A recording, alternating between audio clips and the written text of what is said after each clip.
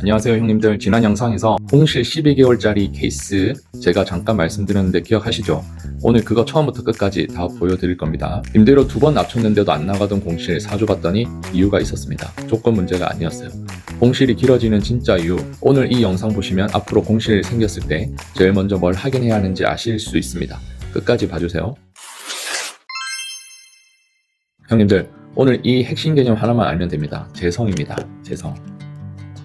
재성에는 편재와 정재가 있는데 그거는 좀 나중에 또 우리가 공부하기로 하고, 일단 재성에 대한 것만 알면 됩니다. 재성은 내가 극하는 오행이에요. 내가 극하는 오행이 재성인데 이게 돈 들어오는 통로입니다. 그게 우리로 치면 임대료 통로가 되겠죠. 특히 이제 정재가 그렇게 될 텐데, 이 재성은요, 내가 이기는 오행이에요. 내가 지배하는 것, 그게 재물운이거든요. 예를 들어 내가 토라면 토는 토국수를 합니다. 그래서 토가 이기는 것이 수죠. 수가 재성이 됩니다. 그러면 수가 임대료 통로가 되는 겁니다.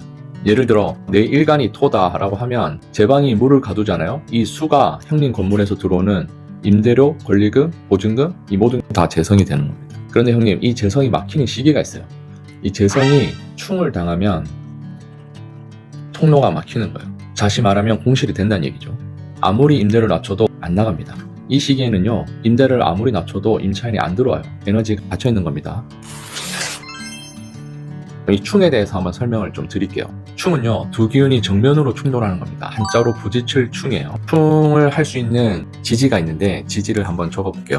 우리가 충이라 하면 자, 오 이렇게 좌우충이고요. 그 다음에 묘, 일충, 그 다음에 진술충, 그 다음에 인신충 있습니다. 지지 12개 중에 정반대에 있는 것들이 서로 충돌합니다. 좌우충, 묘유충, 진술충, 인신충, 이 4개의 글자가 충하는 때가 오면 재성이 충을 당한다고 볼 수 있습니다. 충이 있으면 뭐가 있을까요? 또 반대 개념에는 합이 있습니다. 합은 결합이에요. 두 기운이 만나서 하나로 묶이는 것. 충이 막힘이면 합은 열림입니다.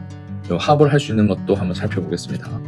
축, 묘술합, 진유합, 이렇게 보시면 됩니다. 충이 막힘이고 공실이 된다면 합은 열림이고 계약 타이밍이 됩니다. 그래서 저는 공실 상담 오시는 형님들한테 이걸 먼저 봅니다.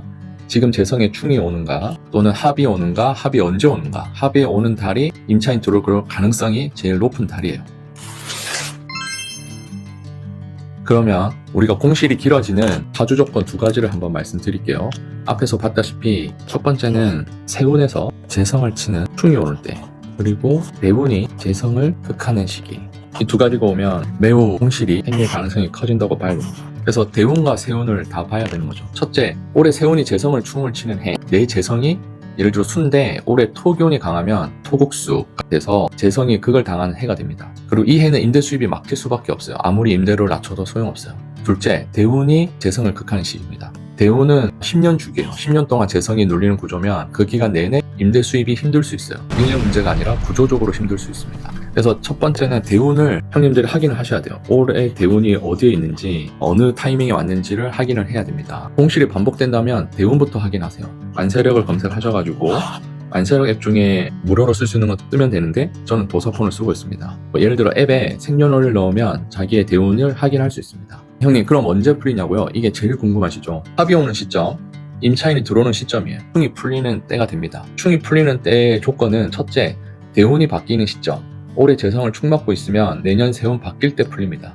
둘째, 합이 들어올 때, 충을 묶어주는 합 기운이 들어오는 달에 이 계약의 가능성이 가장 높은 달이 됩니다. 합이 들어오는 이 시점을 잘 찾아내고 우리는 이 시점도 잘 봐야겠죠. 단 사주만 믿고 아무것도 안 하면 안 됩니다. 합이 왔을 때 준비가 돼 있어야 임차인이 들어올 것이고, 에너지가 열렸을 때 조건이 맞아야 됩니다. 제가 지난번에 말씀드렸던 그 충정로 케이스를 가지고 한 번 더 예를 들어보겠습니다. 충정로의 330평 공실이 12개월간 계속 진행되고 있었는데, 여기도 사실은 이제 소유자가 펀드라서 펀드는 실체가 없잖아요. 그래서 이제 펀드 매니저의 사주를 봤습니다.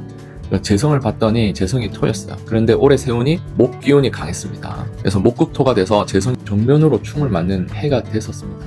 돈 들어온 통로가 올해 내내 막혀있는 구조였어요. 그래서 목극토, 그래서 이제 재성이 막히니까 임대료를 낮춰도 소용이 없었죠. 그래서 구조를 바꿔서 고정 임대료에서 매출 수수료로 전환하고 인테리어 지원비도 추가로 더 지급을 했습니다. 그래서 그나마 합이 들어온다를 기다렸죠. 그래서 한 달 뒤에 제가 애슐리 킨즈를 임차인으로 맞춰서 넣었습니다. 그래서 결국에는 명목상 임도를 낮춘 것 아니고 구조를 바꾸고 타이밍을 기다렸더니 잘 풀리더라고요. 이 사례를 가지고 우리가 합과 충에 대해서 더 알아봤습니다. 오늘 요약을 하자면 재성을 첫 번째 아셔야 됩니다. 재성은 임대료가 들어오는 통로다. 그리고 충이 오면 공실이 생길 수 있다.